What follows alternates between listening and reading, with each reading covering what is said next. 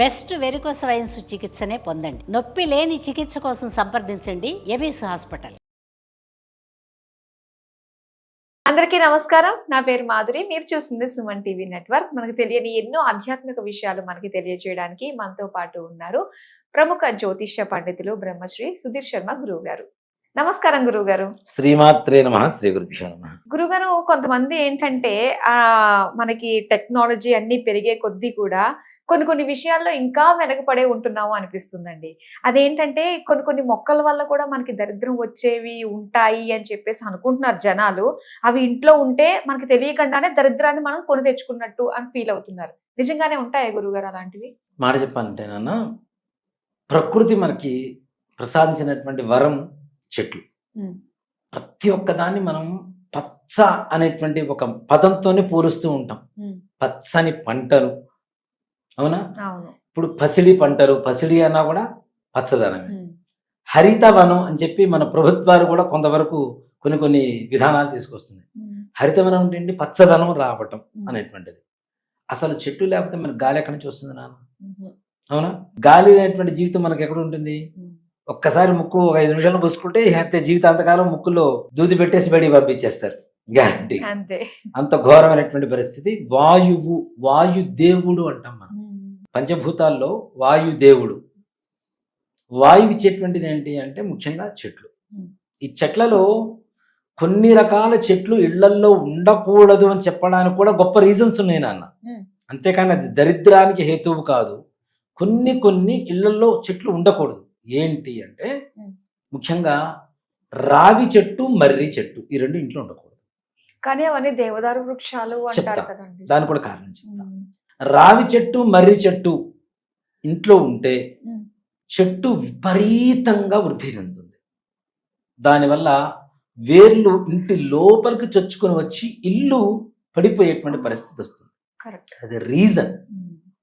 అదేదో దరిద్రం కాదు, పాడు కాదు, రీజన్. అవును. మనం కోరుకొని రావి చెట్టు దగ్గరికి వెళ్ళి ప్రదక్షిణాలు చేస్తాం, రావి చెట్టు కింద కూర్చొని జపం చేస్తాం, రావి చెట్టు నుంచి వచ్చేటువంటి గాలి పీలిస్తే సకల రోగాలు నివారణ కలుగుతాయని చెప్పి రావి చెట్టు ప్రదక్షిణాలు చేయండి అని చెప్పి చెప్తారు. అంటే ఆ కాసైపోయినా వాడు ఆ గాలి పీలుస్తాడు, దానివల్ల లోపల ఉండేటువంటి హెల్త్ ప్రాబ్లమ్స్ కానివ్వండి, నెగిటివ్ మైండ్ చేంజ్ అయిపోతుంది, పాజిటివ్ గా మారుతుంది. అక్కడ ఉండేటువంటి శక్తి ఏంటి? దేవతా శక్తి. అందుకనే వృక్షరాజాలలో రావి చెట్టు మొట్టమొదటిగా చెప్తాం మనం. మూలతో బ్రహ్మరూపాయ, మధ్యతో విష్ణు రూపిణే, అగ్రత శివరూపాయ, అశ్వత్థాయ నమో నమః అని చెప్పి రావి చెట్టుకి మనం మంత్రం చదువుతూ మరి ప్రదక్షిణం చేస్తాం. అశ్వత్థ వృక్షము అంటే వృక్షరాజం అంటారు దాన్ని, అంటే ద ఫస్ట్ ప్లేస్ దానికి. అలాంటిది ఇంట్లో ఉండడం వల్ల ప్రమాదం కాబట్టి, దానివల్ల దరిద్రం కాదు, ప్రమాదం. కొన్ని రోజులకి మొత్తం వేడి మొత్తం లోపలికి వెళ్ళిపోయి రూట్స్ మొత్తం పెకిలించి వేస్తుంది, గోడలు పగిలిపోతాయి, ఫ్లోరింగ్ లేచిపోతూ ఉంటుంది చూడండి కదా. అందుకని రావి చెట్టు, మర్రి చెట్లు ఇంట్లో ఉండకూడదు అని చెప్తారు. కారణం అది. అలాగే ముళ్ళకు సంబంధించినటువంటి చెట్లు ఉంటాయి, నిమ్మకాయలు ఇట్లాంటి చెట్లు ఉంటాయి కదా. ఇలాంటివి ఏవైతే ఉంటాయో ఇంటి ముందు ఉండకూడదు అని చెప్తారు. ఎందుకు? పూర్వకాలంలో నిద్ర లేవగానే ఒకసారి బయటకు వచ్చి చూసేవాడు. చూడగానే అంటే మనిషి మనస్తత్వం ఎలా ఉంటుందంటే, ప్రొద్దునే ఏ రకమైనటువంటి ఆలోచనతో అయితే లేస్తామో ఆ రోజు మొత్తం అదే ఇంపాక్ట్ చూపిస్తూ ఉంటుంది మన మైండ్ మీద. అవునా? ఆ ప్రభావాన్ని చూపిస్తుంది. లేవగానే ముళ్ళ చెట్టు చూస్తే, ముళ్ళు అంటే ఏంటి? గుచ్చేటువంటివే కదా, గాయమయ్యేటువంటివే కదా. కాబట్టి అలాంటివి మనస్సుకి, మన మైండ్కి గాయం అవుతూ ఉంటుంది, చింతన ఎక్కువగా ఉంటుంది. కాబట్టి ముళ్ళ చెట్లు ఇంటి ముందు వేయొద్దు అని చెప్తారు. అలాగే అరటి చెట్టు కూడా వెనక వైపు ఉండాలి, ఇంటి ముందు వైపు ఉండకూడదు ఎక్కడ కూడా. ఎందుకు అంటే అరటి చెట్టు ఒక గెల మాత్రమే ఇస్తుంది, ఏక సంతాన యోగం.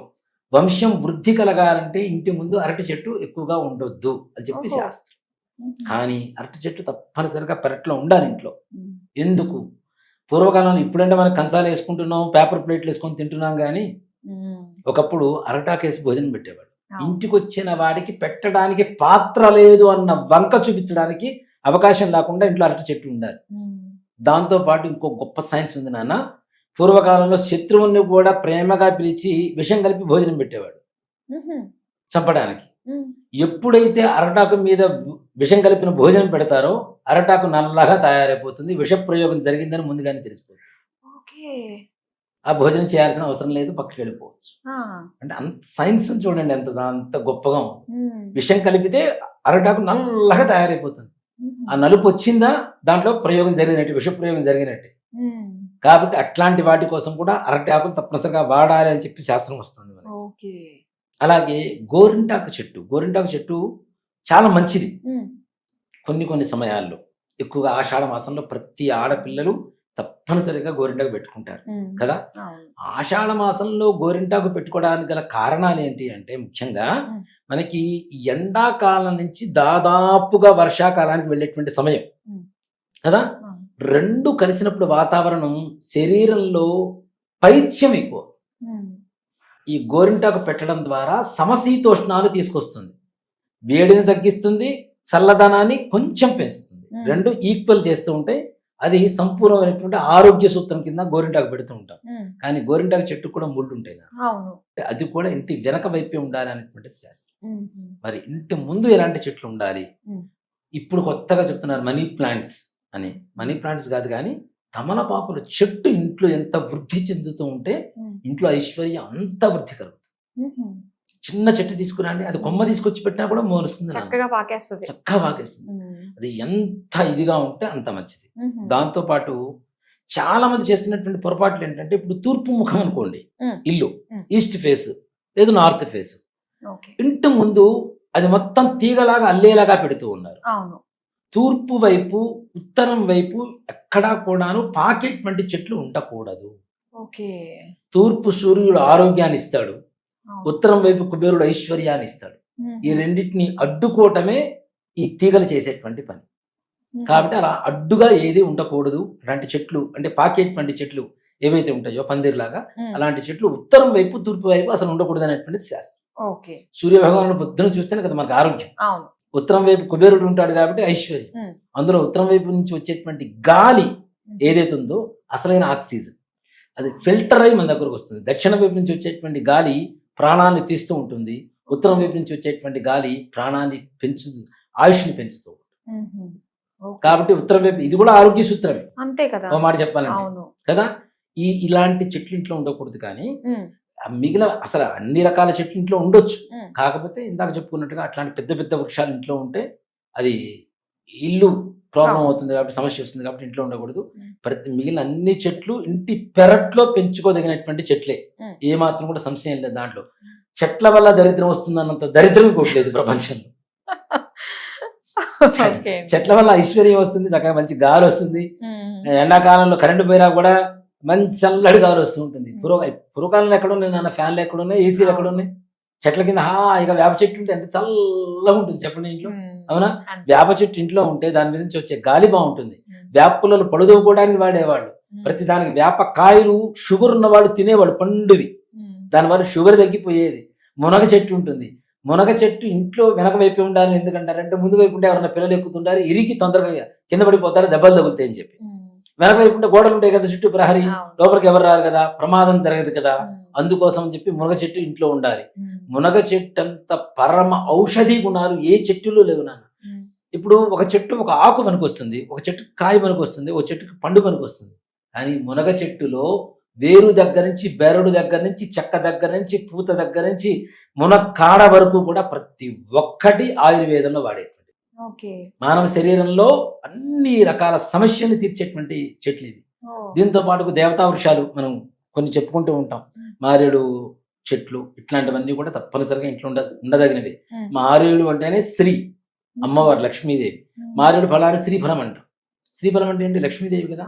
ఒక మారేడు పండు తీసుకొని చక్క లోపల గుజ్జు తీసేసి, ఒక హోల్ పెట్టేసి గుజ్జు తీసేసి దాంట్లో విభూతి పోసుకొని రోజు దాంట్లోంచి విభూతి తీసుకొని పెట్టుకుంటే ఐశ్వర్యం అదే పరిగెత్తుకుంటూ వస్తుంది. శ్రీఫలం అంటేనే లక్ష్మీదేవి కదా, కాబట్టి దాంట్లో విభూతి పోస్తున్నాం, ఈశ్వర తత్వాన్ని లక్ష్మీదేవితో నిమిడీకృతం చేస్తున్నాం.